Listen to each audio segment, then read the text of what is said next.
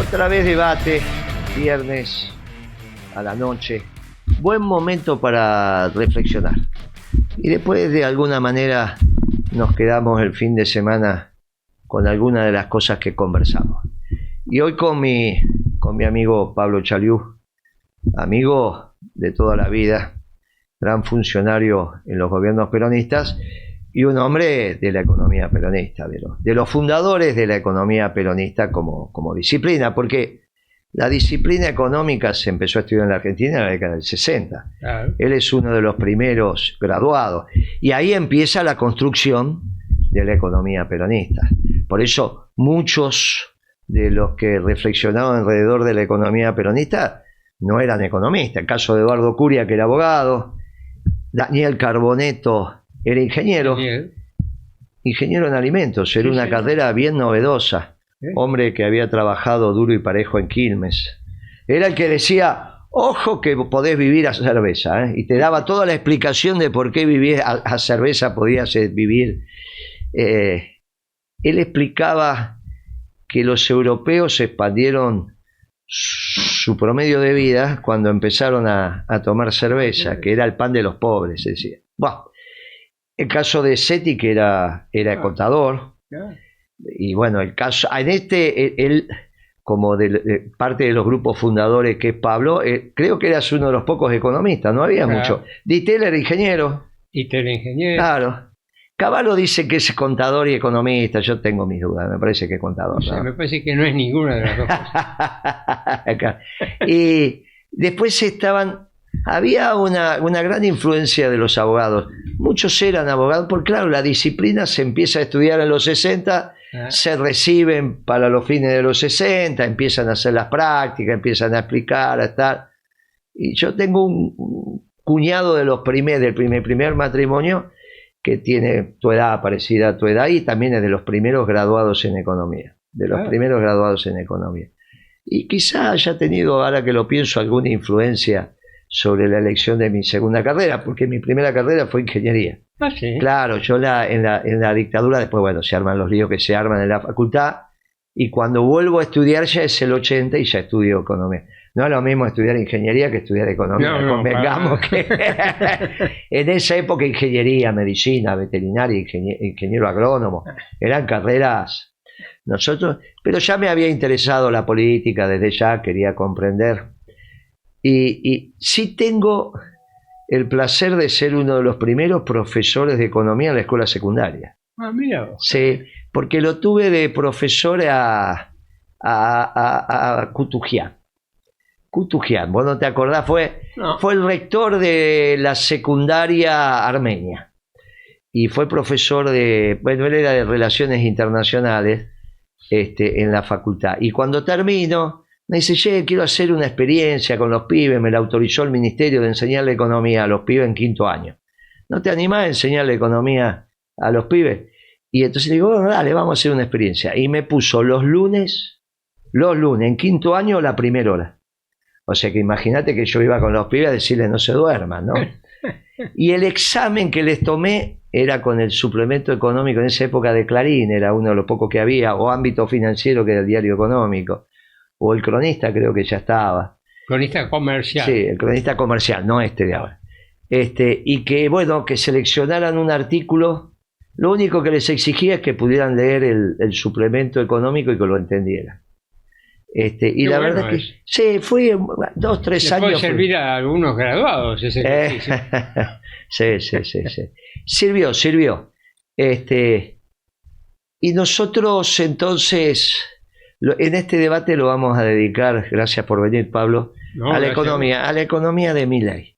Ya hicimos, pero como sigue hablando este muchacho, y nosotros decimos que empezó el periodo de transición, vamos a acelerar, a ver si llegamos a ver lo que está pasando, o sea, cómo arrancó y lo que está pasando, y a ver por qué están en el periodo de transición. Porque vos sabés que el borrador de la ley base porque la ley que mandaron la retiraron, la mandaron otra, se armó lío incluso porque mandaron de sopetón una parte de empleo que no estaba. Bueno, Y se enojó Pichetto, se enojaron los radicales, se empiezan a... La política está reaccionando, después de la extraordinaria movilización del martes, se está reaccionando. Me parece bien, porque la política tiene que ir adelante. Y no es para menos. Claro, no hay que esperar que salga la gente y entonces... No, eso, los dirigentes están para dirigir, si es que quieren ser dirigentes. Entonces, de repente, en esa ley, están diciendo cosas que no tienen nada que ver con el pensamiento de Milei. Por ejemplo, que las tarifas de la energía eléctrica y de la energía en general, de la matriz energética, o sea, del gasoil, tienen que estar en función de los costos. Son raros, ¿no? Porque en realidad somos nosotros los que decimos eso. Claro. Y entonces, y aparte ellos dicen de los costos reales, que no se entiende porque no va a ser costos nominales, eso es ridículo. Los costos son siempre reales cuando lo haces porque lo haces inmediatamente. Porque además los tenés que pagar. Claro, así lo haces todo el tiempo. Entonces, pero yo sabés que creo los costos reales porque después pusieron y que reconozca la inversión realizada. O sea que no habría amortización en los costos. ¿Cómo no va a haber amortización? Pero siempre que se hace costo... Bueno, pero vos viste. O sea, pero no hablan de amortización, que es lo que va en los costos. No, hablan de la inversión. No, pero la inversión... claro, porque no estudia. Porque no sabe. Muchachos de Milei, en los costos totales siempre hay un quantum dedicado a la amortización. Si no, no son costos. No son costos totales. ¿Cómo los costos no va a implicar un nivel de amortización tal que te permita reponer el capital que se depreció en el proceso productivo? Pero estos no saben nada. Además, porque el Estado tiene que fijarlo. Si es regulado. Hay una parte que dice dejamos de regular, se libera. Bueno. Se dejan de regular. Bueno, pero suponete que Pero a la vuelta de la esquina le van a decir, vos te abusaste de los precios, como lo hicieron con las prepagas. Claro, en el caso de que no hagan costos. Pero suponete que haces costos y hay un margen justo y razonable para el capital total empleado. Bueno, podrían ser libres, siempre que definas cuál es el margen. Ahora, y hagas costos. Ahora, si no definís el margen de rentabilidad y no haces costos y precios libres, o sea que vamos a pagar igual que en Japón, que en Alemania. Bueno, por eso ahora ellos dicen hay que hacer costos reales y nosotros siempre hacemos costos reales. ¿Qué costos se imaginan que vamos a hacer? ¿Los costos irreales? No, y que reconozcan la inversión. ¿Y cómo no vamos a poner la amortización en el litro de nafta vendido? En el litro de gasoil vendido. Pero estos muchachos son muy raros. Son muy raros. Y después dicen algo más. Vamos a desregular todas aquellas regulaciones que incrementen los costos de las empresas. O sea que si incrementaron los costos de las empresas es porque hicieron costos. ¿Pero en qué quedamos? ¿Hacemos costos o no hacemos costos? A ver lo que decía Milei en Davos. A ver, ese ¿sabés cuál es? El tape número 1. A ver qué pasa.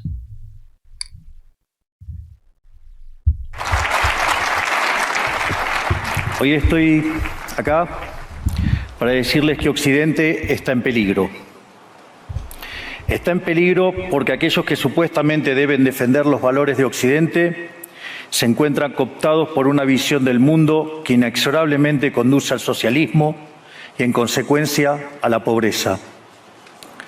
Lamentablemente, en las últimas décadas, motivados por algunos deseos bien pensantes de querer ayudar al prójimo y otros por el deseo de pertenecer a una casta privilegiada, los principales líderes del mundo occidental han abandonado el modelo de la libertad por distintas versiones de lo que llamamos colectivismo. Lejos de ser la causa de nuestros problemas, el capitalismo de libre empresa como sistema económico es la única herramienta que tenemos para terminar con el hambre, la pobreza y la indigencia a lo largo y a lo ancho de todo el planeta.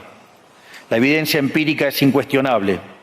Por eso, como no cabe duda de que el capitalismo de libre mercado es superior en términos productivos, la doxa de izquierda ha atacado al capitalismo por sus cuestiones de moralidad, por ser, según ellos, dicen sus detractores, que es injusto.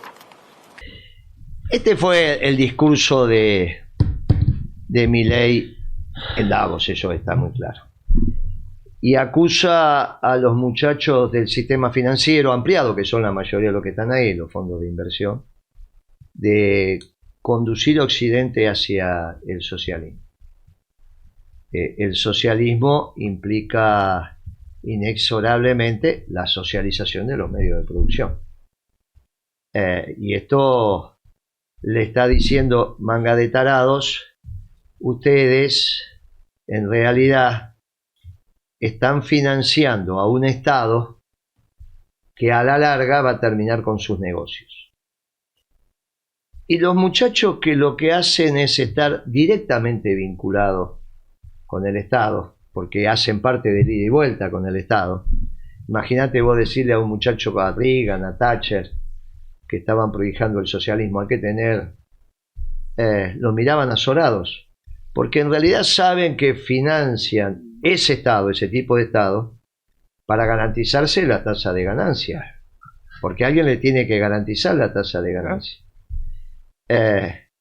Claro, son tan mal pensantes que fue a Davos a explicarle a aquellos que hicieron el mundo más desigual del que se tenga memoria, donde en realidad hicieron un mundo que los que tienen plata cada vez tienen más plata, y en algún par de décadas se hicieron recontra multimillonarios, que eran unos tarados porque estaban yendo al socialismo, y en algún momento ese Estado le iba a conculcar el dinero. Esto es importante como punto de arranque, porque esto se asocia con el Milei que ya no lee lo que su propio gobierno firma. Por ejemplo, que le hacen costos a las prepagas y salen una resolución y entonces están cartelizados. Para decir que están cartelizados, le hicieron costo a las prepagas. Si el presidente está chapita, ahora hay que revisar el pensamiento profundo del presidente, porque también es un grado de estar chapita o de locura, estar muy alejado de la realidad. Para algunos psicólogos es la única definición, ¿no? Estar muy alejado de lo que pasa en la media de las cabezas de los seres humanos.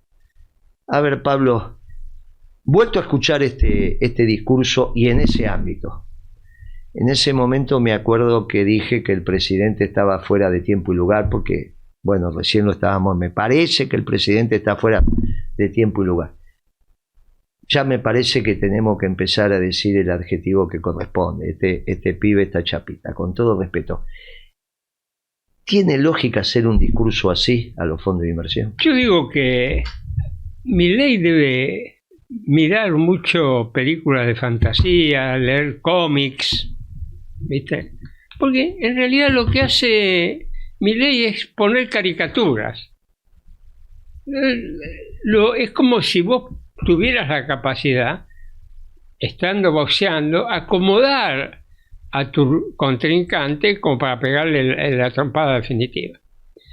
Pero eso no tiene nada que ver con la realidad. Yo coincido plenamente con vos. Además, ¿cómo se salta el hecho que desde la década del 70 en el mundo tomó estado el neoliberalismo y arrasó con todas las ideologías dominantes, incluso llegando al punto de que le dijeron: el neoliberalismo es el responsable de la caída del comunismo. Pero ¿cómo puede pasar por alto ese extraordinario dominio del neoliberalismo sobre las economías principales y el hecho de haber generado las pobrezas más extraordinarias en el mundo? Y como vos decís, una concentración de riqueza extraordinaria.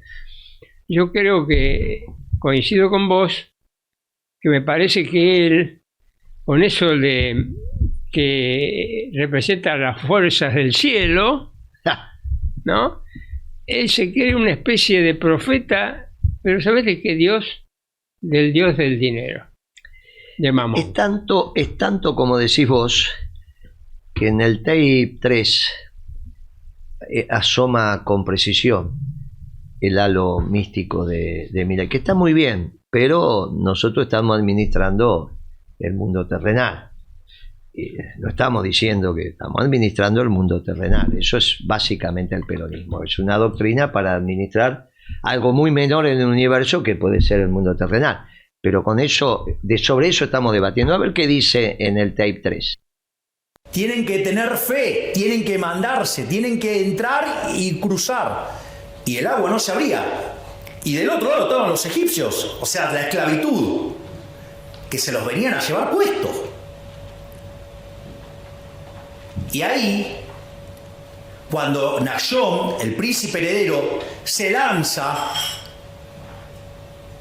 y cree y confía, se abren las aguas y ahí se da la liberación final. ¿Qué quiere decir eso?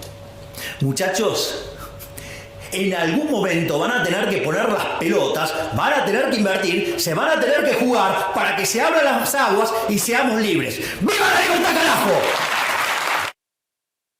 Claro, cuando se abren las aguas, nos lo cuenta el Antiguo Testamento, la libertad no es para el conjunto.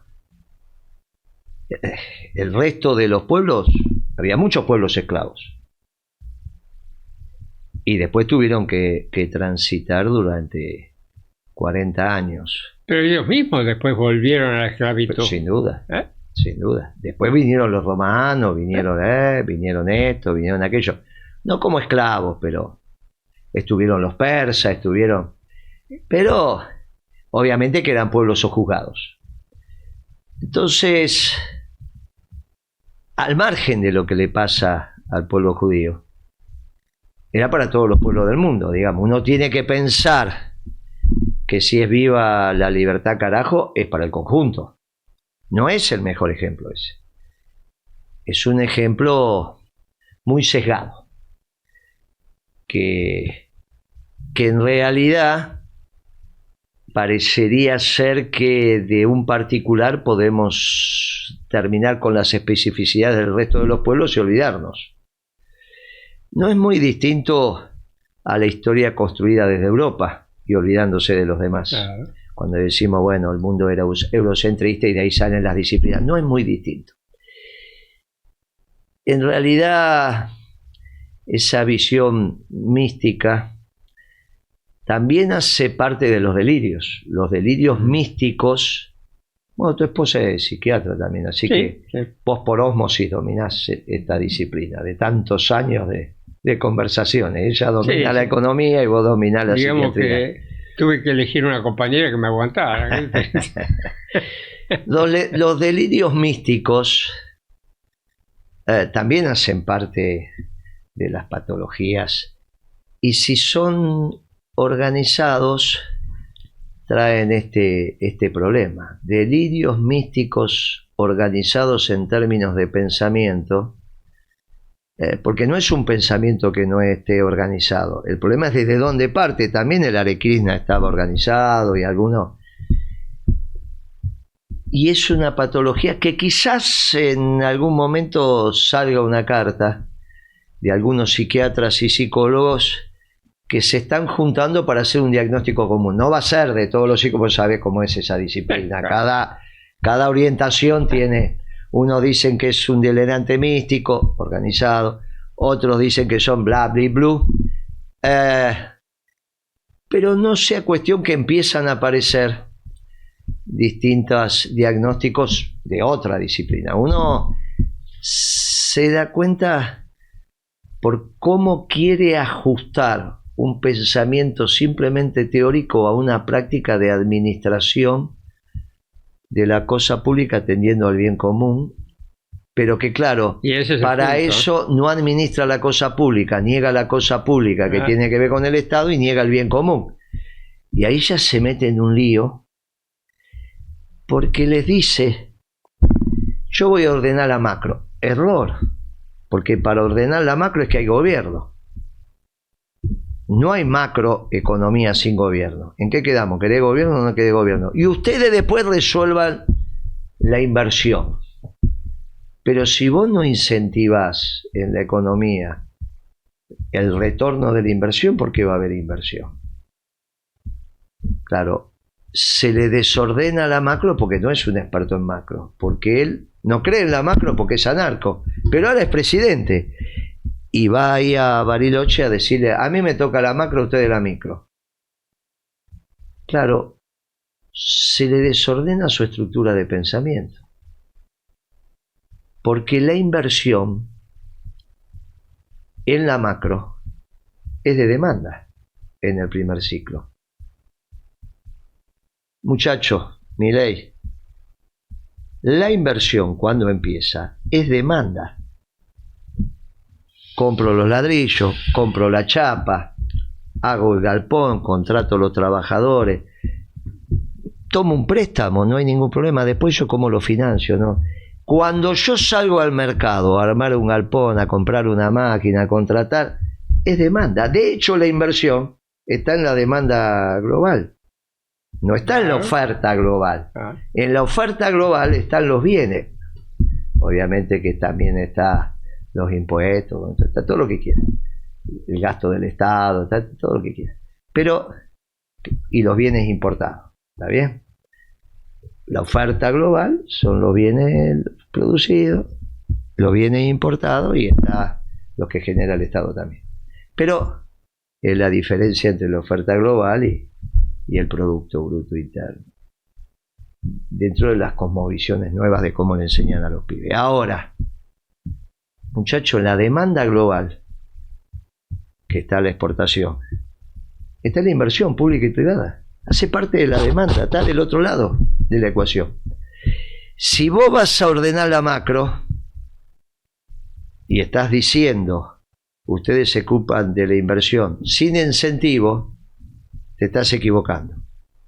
Pero aparte de decirle a los empresarios que se ocupen de la inversión, le estás diciendo que se ocupen de la demanda. Y cuando vos mirás la economía desde la oferta, porque sos un globalizador extremo, sos un austríaco, la causalidad para ello va de oferta a demanda. Tiene lío en la cabeza el pibe, ¿no? Yo creo que está totalmente desordenado. Además, fíjate que yo creo que él confunde espiritualidad con fantasía. Lo que él tiene no es una espiritualidad. Él tiene fantasías. Pensé que era un iluminado, alguien que cayó del cielo. Porque fíjate que él cuando habla, como habla de la economía y todo lo demás, no lo habla diciendo este es el mejor instrumento que yo encontré para llegar al objetivo. No dice eso. Él dice este es el dogma que hay que aceptar si queremos nosotros bla bla bla bla. O sea, se ha creado, yo creo que en vez de leer este hombre el catecismo, la Torá me parece que él lo que ha hecho es ha leído algunos libros de divulgación de Hayek, Ropke y todo lo demás y lo ha tomado como una religión. Esta es la religión. Y él lo dice, y los dogmas son estos: la libertad de mercado, el estado mínimo, ustedes empresarios son los que tienen que invertir, inviertan porque yo les digo que inviertan. ¿Cuál es la lógica de eso? Vos fíjate, Guillermo, una cosa extraordinaria. Él va a Yao Yao y lo aplauden y se abraza con... O sea, tiene una llegada a esos sectores importante. Tanto es así que muchos de los que fueron allá dicen que está bien lo que está haciendo Milei. Ahora, si está bien lo que está haciendo Milei y ellos lo aplauden, ¿por qué naturalmente no invierten? Ahí está. ¿Sabe por qué? Porque ni ellos, que son tan fanáticos de Milei, le tienen confianza a la política que está poniendo en ejecución Milei. ¿Querés prueba más irrefutable? Ahí la tenemos. Sí, yo creo que yo los conozco bastante, vos también. Casi no había dueños ahí, ¿eh? Eran la gran lo que fueron a aplaudir eran todos empleados. Sí. Jerárquicos, que había 4 o 5. Sí, había 4 o 5 que eran dueños. Y yo le vuelvo a decir, cuidado que algunos de los que están ahí hace todo negocios de aire, muchachos. Vamos a revisar en algún momento semi-privatización del banco hipotecario. El banco hipotecario tiene la particularidad que el accionista minoritario tiene el management. Una cosa muy rara en el sistema capitalista. Quizá que vos no, ese detalle no lo tenés preciso. Cuando se privatiza el banco hipotecario, parte del banco hipotecario, el 40% del banco hipotecario es privado, lo tiene Elstein. El 60% lo tiene el Estado. Ahora, el management, la administración, la tiene el que tiene el 40%. Estaba en el pliego. Ahora, el pliego lo hizo un muchacho que se llamaba Rojo. ¿Vos te acordás? ¿Cómo que no me voy a acordar? Hombre de caballo, estuvo por ahí. Con Menem. Claro. ¿Y quién fue el primer presidente del banco hipotecario? Dale que acertás. Apostá un nombre. No. Rojo. No. El que privatiza es el primer presidente. Y el que tiene el 40% del banco tiene el management. Es raro esto. Esto me va indicando algunas cosas que vamos a tener que... Claro, ¿cuándo te enteraste de esto? Yo me enteré al final, ya me estaba yendo del gobierno. Vamos a tener que revisar esto. Pasaron 4 años, pero bueno, Alberto Fernández también era hombre de Cavallo, ¿no? Hizo política con Cavallo, fue concejal con Cavallo. Sería bueno que Cavallo explique el rol de Rojo. Ya falleció, no voy a hablar mucho más de Rojo porque falleció y no me gusta hablar de los que fallecieron. Pero Elstein está vivo, ¿eh? Elstein está vivo. Mire que muchos de esos muchachos son negocios de aire. Cuando uno mira la ecuación patrimonial, bueno, cuando fue a hacer negocios en Israel, quebró una de las empresas más importantes de Israel, que casi arrastra a irse a Argentina, lo que hizo en Israel, ¿eh? Casi quiebra a irse a Argentina por lo que la empresa que quebró en Israel. Cuidado con estos muchachos que hacen negocios de aire, ¿eh? Cuidado, porque hay, ¿viste? Y cuidado también la traslación de esto a una determinada comunidad. Nosotros escribimos un artículo este lunes en BAE que decíamos cuidado con estos alineamientos porque este es un país de un solo pueblo, una sola bandera, un solo himno, pero múltiples comunidades. Y todas las comunidades las necesitamos en armonía. Y si uno genera un alineamiento de una sola comunidad, terminamos nuestro artículo diciendo, imagínense que por alguna razón, que ya en la historia pasó, los españoles y los italianos hacen una guerra. Suponete que hagan una guerra, de acá algunos, ojalá nunca más pase, que nosotros nos vamos a poner del lado de los españoles, del lado de los italianos, cuando estamos llenos de matrimonios que se casaron entre italianos y españoles. ¿Pero qué les pasa, muchachos? Nosotros somos de múltiples comunidades y a todas las queremos. Cuidado con estos alineamientos. Y cuidado que a Milei no le vaya bien en economía, como no le está yendo y que va a terminar muy mal, porque ya empieza el proceso de transición, y que esta economía se emparente también con una comunidad, ¿no? Claro. Cuidado con eso, porque eso es muy delicado. No solo como con una comunidad, que vos tenés toda la razón del mundo, sino con un estilo de hacer negocios o un estilo de inversiones. Argentina no necesita ese tipo de inversión. Si fue a pedir eso, estamos más en el horno de lo que creemos. Argentina necesita otra inversión, que es la inversión que se da naturalmente cuando están dadas las condiciones del mercado, que vos tenés que crear a través de la política económica. ¿Sabe que la Argentina tiene la virtud de ser un pueblo que más matrimonios mixtos tiene en términos religiosos? Sí. Donde los árabes musulmanes se casan con los católicos, o se casan con ateos, o judíos se casan con católicos. No conozco muchos árabes judíos, pero vamos a tener que vamos a hacer algún programa turístico para los que están en Catamarca, La Rioja, por ahí que hay unas cosas. Vayan a Entre Ríos, los de Entre Ríos vamos a hacer una promoción. ¿Quién te dice?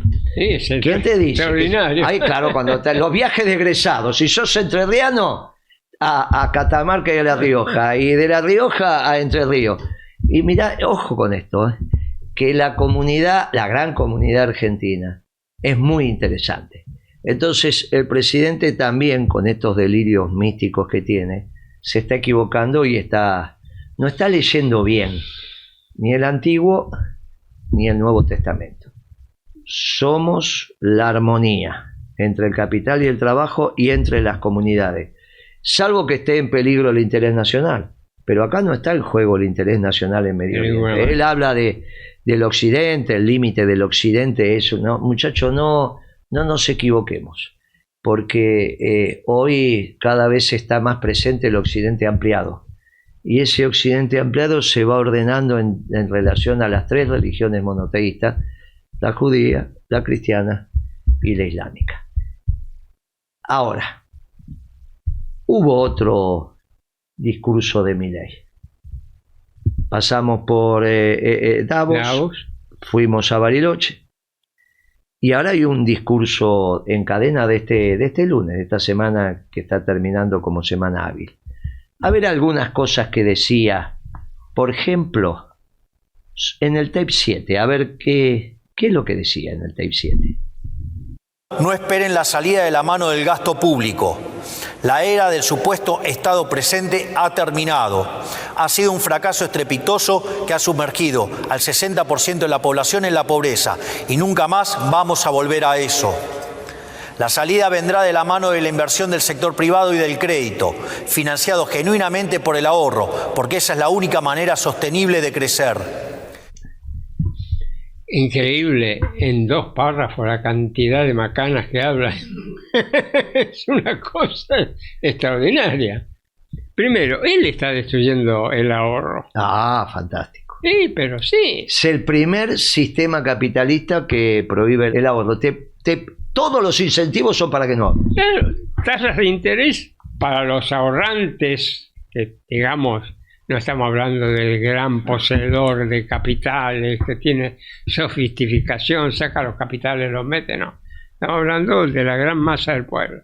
Las tasas de interés son negativas. O sea, alguien que tiene unos pesos... Negativa significa que son más bajas que la inflación. Son más bajas que la inflación. Negativa en términos reales. Además se pone contento porque la gente, para poder subsistir, ha acumulado algunos dólares y los vende. Ah. Y si sos comerciante o industrial y acumulás stock, está frito, porque no le vendés a nadie. Claro, está destruyendo el ahorro. ¿Cómo puede decir lo que acaba de decir? Increíble. Si no hay ahorro, no hay inversión. Si no hay ahorro, no hay inversión. Que es la base. La demanda no es solo consumo, muchachos. La demanda también es inversión. Ahí está. Esto es un debate que tuvimos a las postrimerías de la década ganada, cuando el modelo se había completado y había que dar un salto de calidad. Algunos planteábamos que la expansión de la frontera de producción venía vía demanda, pero por inversión, no por consumo. Bien, el Estado presente. Acá es cierto que hay un Estado presente que le sacó el oxígeno a los pibes que no estaban ni presentes, no sé, un mamarracho total que hicieron y que te pusieron la cabeza así hablando del Estado. Ahora, el Estado es el que vela por la relación entre los hombres. La relación entre los hombres es el bien común. Porque un hombre individual no sabe que es hombre, necesita la relación con otro hombre. La creación crea el hombre y la relación con otro hombre o con otra persona, en este caso mujer, estamos hablando de hombre en términos genéricos. La relación entre dos hombres hay que cuidarla, porque hace a la construcción del hombre como sujeto. El hombre individual, por eso el ejemplo ese de esa película El náufrago, cuando le empieza a hablar una pelota, ¿te acordás? Que dibuja la cara. Tiene que hablar con alguien, porque si no, no existiría la palabra. ¿A quién le vas a hablar? Entonces la relación, primero, bueno, muchacho, es la palabra, es el verbo, es la creación, se crea el hombre y se crea la relación entre los hombres o entre las personas. Alguien tiene que velar por esa relación y eso es el bien común, el descree del bien común. El rol del Estado no es el rol del Estado productor, es el rol que vela por la relación entre las personas, físicas o jurídicas, que es el bien común. Por eso te tenés que ocupar del ambiente. Cuidado con esa ley que dicen que van a sacar todas las regulaciones que incrementen costo, no sea cuestión que cuando vos tratás las aguas servidas en un frigorífico es obvio que hace parte del costo del servicio de ese frigorífico de agarrar un animal vivo y dártelo en dos mitades, que se llama media res. ¿Está bien? Parte del costo del frigorífico para ese proceso de transformación son las aguas servidas. Hay todo un tratamiento, eso incrementa costos. ¿Qué va a sacar esas regulaciones? Por eso, cuidado cuando tienen que leer lo que escriben, manga de bestias. Tienen que leer lo que escriben. Ahora, el Estado presente es el que cuida la relación entre los hombres y las personas físicas y jurídicas, no el que hace bienes y servicios. Eso déjenselo a los socialdemócratas, a los progresistas.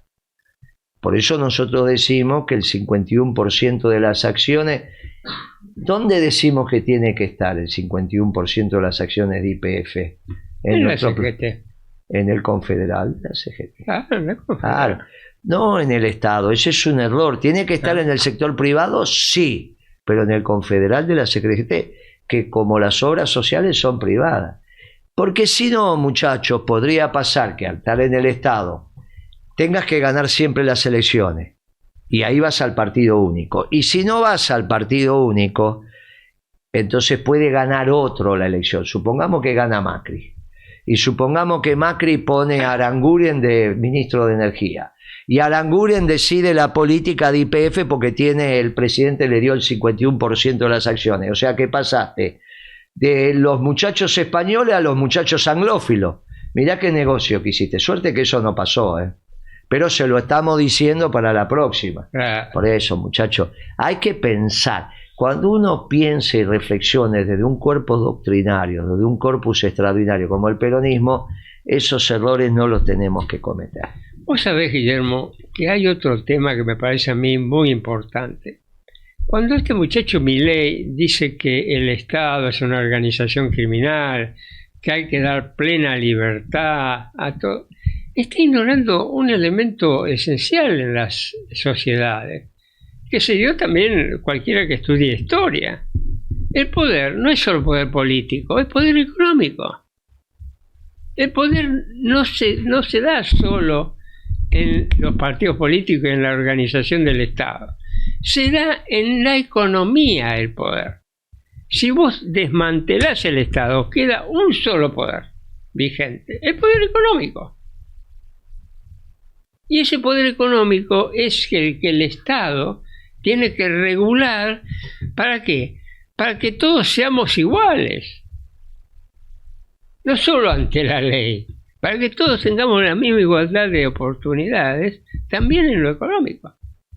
Negar que existe un poder económico y que si vos desmantelás el Estado, lo único que haces es cederle el total del poder de la sociedad al poder concentrado económico, es una barbaridad. ¿Será por eso que dice que los empresarios son héroes? Si los empresarios son héroes, ¿qué son los trabajadores? También héroes.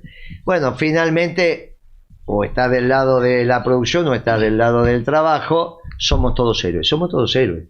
Lo que vos no podés identificar es a un solo sector como héroe, porque el que se levanta a las 5 de la mañana para ir a levantar la pared en una obra o aprender la máquina para producir un bien que a vos te permite la sobrevida, también es un héroe.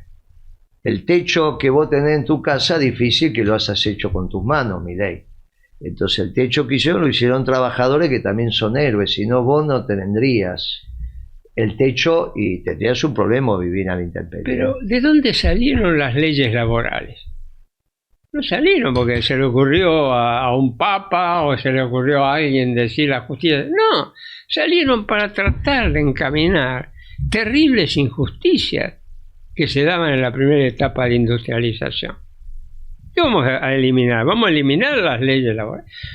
¿Vamos a eliminar las leyes de tránsito? No va a haber más contramano, vos podés circular por donde vos querés. Bueno, esto es lo que va definiendo algunos temas. Vamos a ir terminando, vamos a poner el tape número 11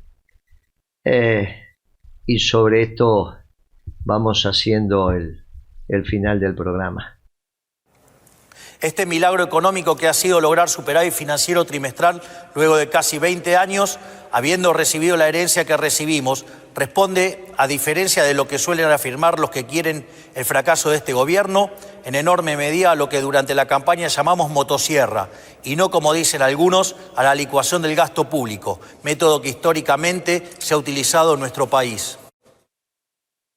Sabes, Pablo, que hay dos maneras, una usualmente aceptada, la otra, para analizar las cuentas en un negocio y las cuentas en el Estado.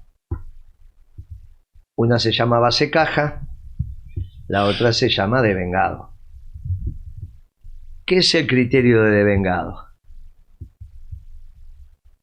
Tu matrimonio habrá sido algo así como vos trabajás, yo trabajo, hay una caja común para pagar los gastos que en general lo administra la mujer en la casa. Entonces, los dos poníamos plata. Lo primero que se hace es separar los gastos que tenemos que hacer. El teléfono, las expensas, la luz, el gas, el agua. Entonces, vos metés plata en la caja e inmediatamente separás la plata para pagar la deuda y la caja. Lo que queda es lo que empezás a gastar. Vas al almacén, vas a esto, vas allá. Hay otra manera de evaluar, que es la base caja, que vos decís cuánto me entró, no pagué, y esa es la plata que tengo. Así está haciendo las cuentas Milei. Está haciendo las cuentas base caja, que significa tanto recaudé, tanto gasté, si me quedó plata tengo superávit. Ahora no gasté todo lo que debería haber gastado de acuerdo al cumplimiento de las obligaciones. Se está endeudando al punto tal que el Tesoro Nacional se endeudó desde el 31 de diciembre del 2023 al 31 de marzo del 2024, en el trimestre, en 31.500 millones de dólares. Lo que Macri tardó, Milei, escuchá atentamente, lo que la bestia de Macri tardó un año en endeudar al país, 30.000 millones de dólares, un poquito más, él tardó 3 meses. O sea que si sigue esa proyección, termina el año con 120.000 millones de dólares más, que a los valores de hoy sería, depende de qué dólar tomes, pero casi un tercio de la facturación. O sea, vos endeudarías el negocio tuyo, Argentina, como responsable de ese gran negocio, en un tercio de lo que factura por todo concepto.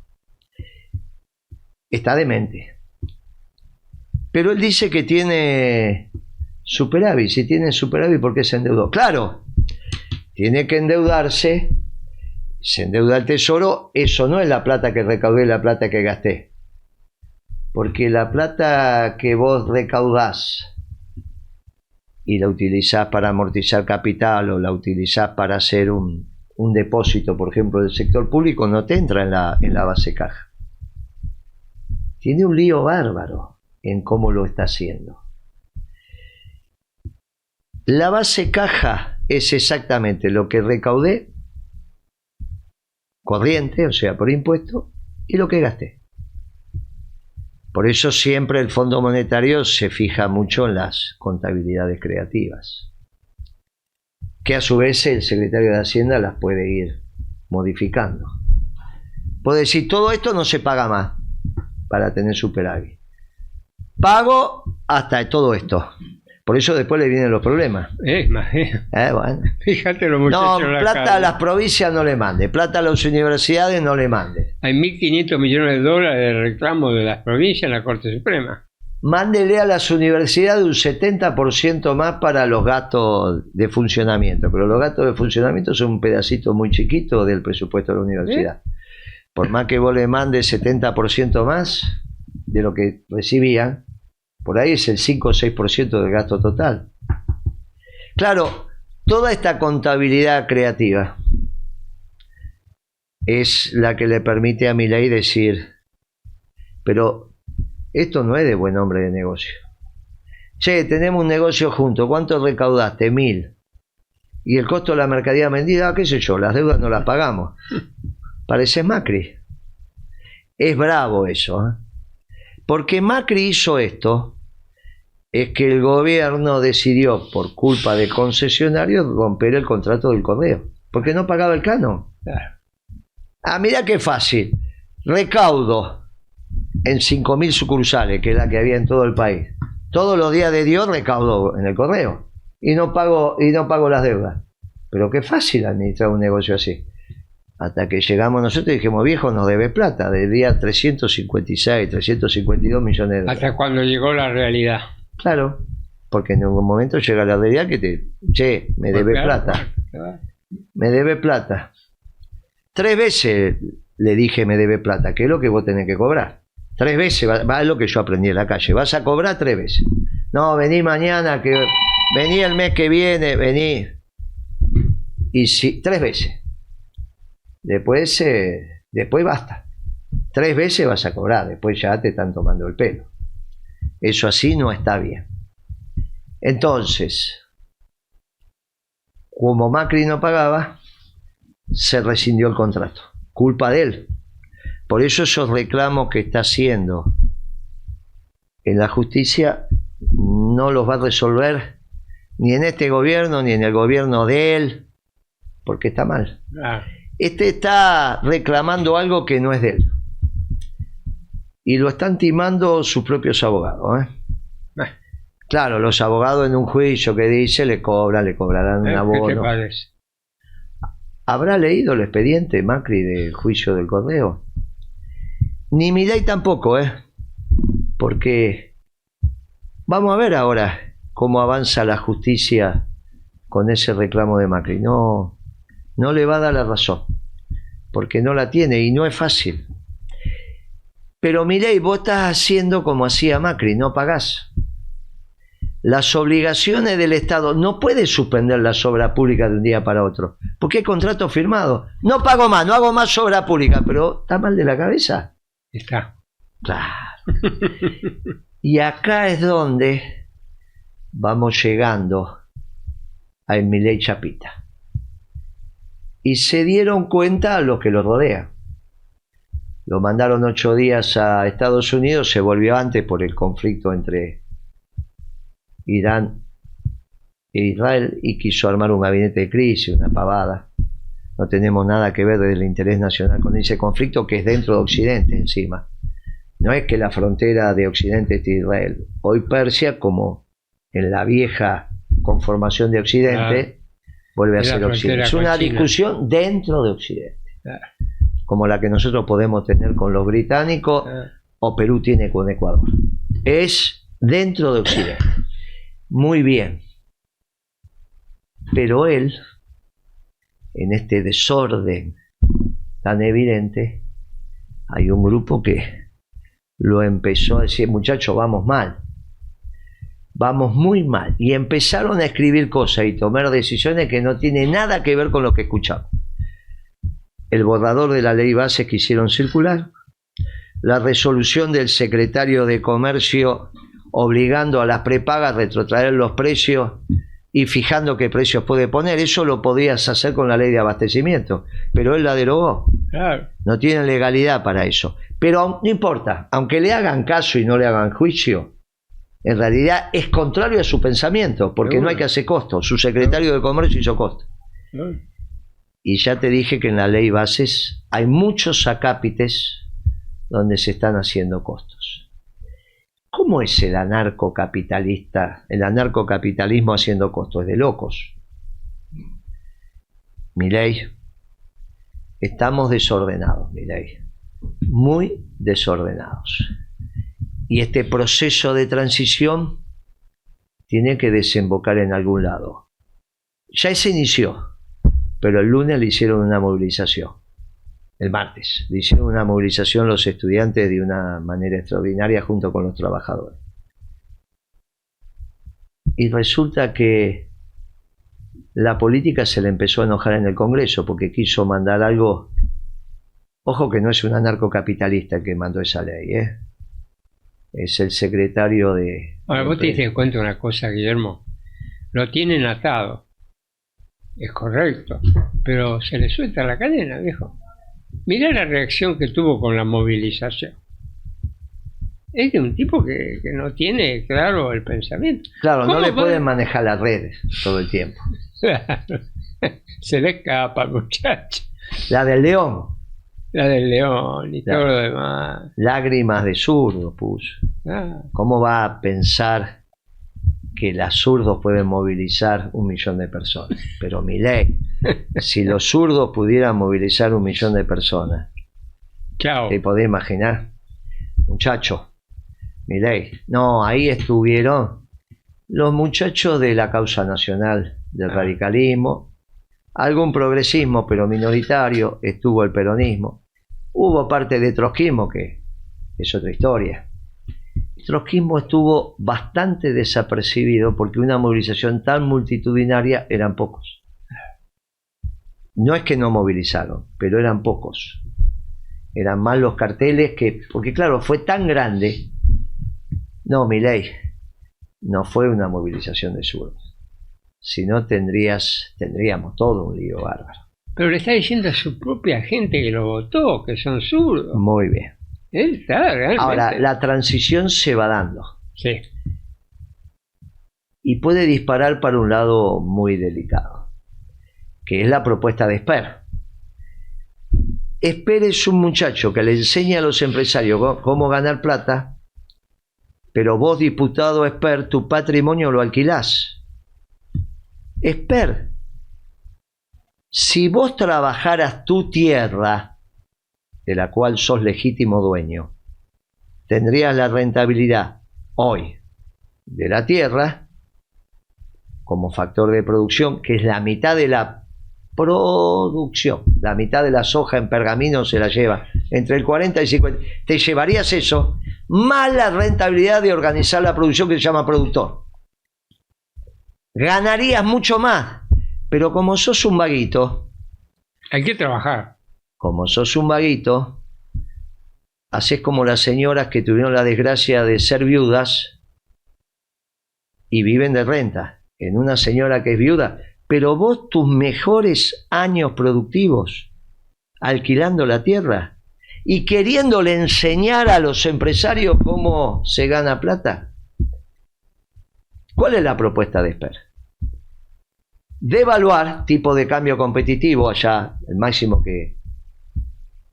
y sacar las retenciones. Te va a dejar la de la soja un poquito, te va a sacar maíz, trigo. O sea, subir los alimentos, precio de la energía a nivel internacional y tipo de cambio competitivo. Ya ahí sí, 30, 40%, 30% de pobreza estructural. Ya eso es Brasil. Pero sobre llovido mojado, mirá Esper, aunque pongan otro, este es el esquema, que ya el martes que pasó, 1 millón de personas en la calle y más de 1 millón en todo el país. Sobre llovido mojado, está mojado, tirarle un balde de agua. Mirá que por ahí, él dice, bueno, la lluvia me la tengo que aguantar, no tengo paraguas, entonces me dejaron la interpretar. Pero que encima le tires un balde de agua. Y si se enoja, la política tiene que estar para que el pueblo salga a la calle a festejar, como salió el martes, y no a gritar. Porque cuando la pasta de dientes se sale del pomo, muchacho, es muy difícil volver a meter. Pablo, parece que no, pero pasó 1 hora. Bueno. Tu despedida. Milei está chapita, ¿no? La conclusión. Milei está chapita, ¿qué quiere que te diga? Milei está chapita, quedó demostrado con sus propios discursos y lo que pasa en la realidad. La realidad vista desde el sentido común, Milei explicando el Estado, Milei explicando que hay que comprar dólares en negro porque no vas a pagar impuestos y él tiene que recaudar impuestos porque si no nunca va a tener equilibrio fiscal. Milei, estás desordenado. Eso está claro. Empezó la transición. Los que están alrededor tuyo le quieren poner cordura. Cuando le ponen algo de cordura no tiene nada que ver con el anarcocapitalismo. Cuando se dé cuenta que su gobierno ya no es anarcocapitalista, se va a deprimir. Sería una buena solución. Pero eso, la experta es tu mujer y otros. Siempre dicen que después de la excitación inicial viene la depresión. Y después la violencia. Que no te la violencia contra vos mismo, no te levantás de la cama. Yo prefiero la violencia, no de él, sino la depresión en la cama. ¿Por qué no te levantás, Milei? Y porque nada. Bueno, en la calle, orden. Somos una revolución de paz y amor. Todo en orden. Todo en orden. Y también armonía entre todas las comunidades. Esto que hizo Milei de ordenarse con una comunidad está mal. Las queremos a todas las comunidades. Un fuerte abrazo peronista. Un fuerte abrazo para todos y nos vemos la semana que viene.